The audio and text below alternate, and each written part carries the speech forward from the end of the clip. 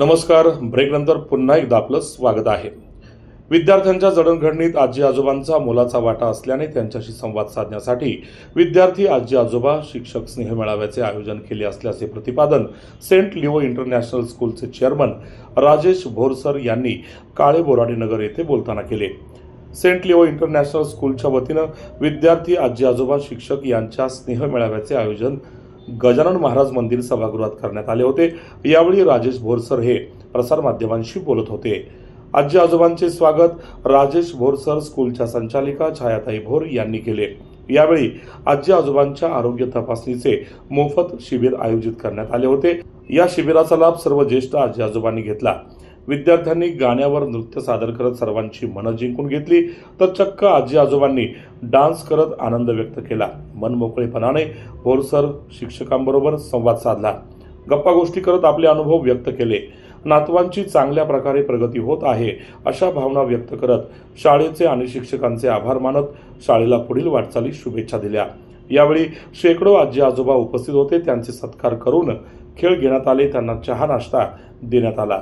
आजी आजोबांचा स्नेह मेळावा यशस्वी होण्यासाठी राजेश भोरसर यांच्या मार्गदर्शनाखाली प्रिन्सिपल सना खानम मॅडम, छायाताई भोर, प्रियंका फटांगरे, रुपाली खताळ, सुप्रिया कवडे, संजीवनी हाडोळे, भावना रामपुरीकर, चैताली नाझिरकर, नसरीन मुजावर, अंबिका देवी पिल्ले, पूजा आवटी, अश्विनी काळे, मेघा नाळे, राजश्री झिरपे, दीपश्री आहिरराव यांच्यासह कर्मचारी वृंदांनी परिश्रम घेतले. पाहूया या कार्यक्रमाचा हा वृत्तांत. की आजा आणि आजोबा याचा कार्यक्रम कोणीच ठेवत नाही आणि हा ठेवला आहे. हे अत्यंत भारी म्हणजे एकदम एकच नंबर कार्यक्रम आहे.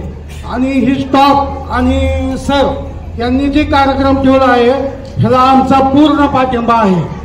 आणि मी इंग्लिश मीडियमच्या शाळेमध्ये देखील 3 वर्षे काम केलं, पण इथल्यासारखं नियोजन, इथल्यासारखं टीचिंग आणि इथल्यासारखे मुलांना घेतलेली काळजी आणि त्यांचा होणारा विकास हा सर्वात महत्त्वाचा आहे. म्हणून आजी आजोबांनी हे मनावर घेतलेलंच आहे. त्याचमुळे या ठिकाणी सर्व या ठिकाणी उपस्थितीत राहिलेले आहे.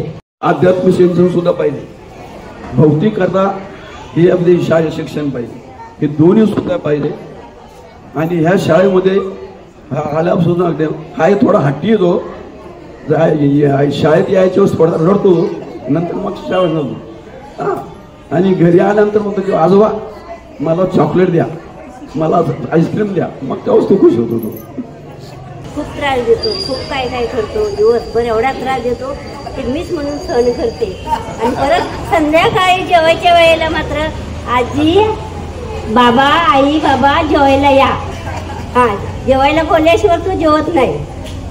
आद्विक निलेश शिंदे इतका हुशार झालाय आता ह्या शाळेत आल्यापासून. तो म्हणतो आमचे सर खूप छान आहेत.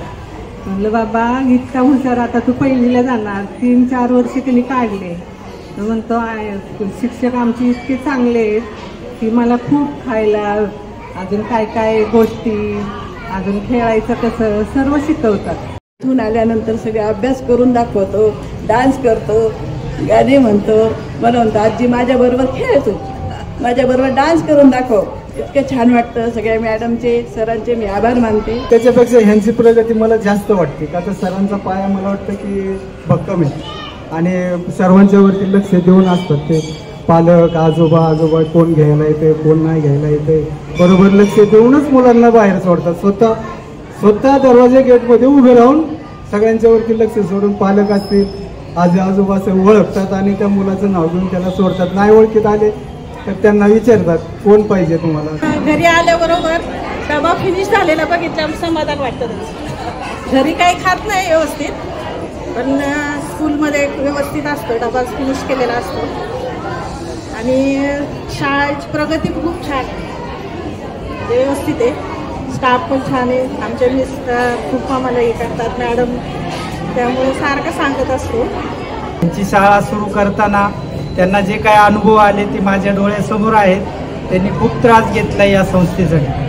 ही संस्था चालवताना त्यांना आलेले अनुभव चांगले असतील वाईट असतील, पण त्यांचं त्यामागचं जे कष्ट आहे ते खूप फार मोठं मोलाचं आहे. जिस घर में हो ऐसी प्यारी माँ, जिस घर में हो ऐसी नानी माँ, उस घर में खुशहाली आए। जग से निराली दादी माँ, जग से निराली नानी माँ, चांद सी प्यारी नानी माँ। दरवर्षीच आजी आजोबांचे सत्कार करत असतो, कारण बऱ्याचशा शाळांमध्ये आईवडिलांचे सत्कार केले जातात, mothers day, fathers day, children's day celebrate केले जातात, परंतु आजी आजोबांचं सत्कार हे कुठल्याच शाळेमध्ये घेतले जात नाही। त्यामुळे सेंट लिओ ही स्कूल अशी आहे हडपसरमध्ये की ती दरवर्षी आजी आजोबांचे सत्कार करत असते, त्यांच्या भावना जाणून घेत असते की नातवाला सांभाळताना त्यांना काय अडचणी येतात किंवा ते जे पाया जो आहे त्यांचा तो पाया भक्कम करण्यासाठी ते कसे धडपडत असतात हे त्यांचे अनुभव ते सांगत असतात।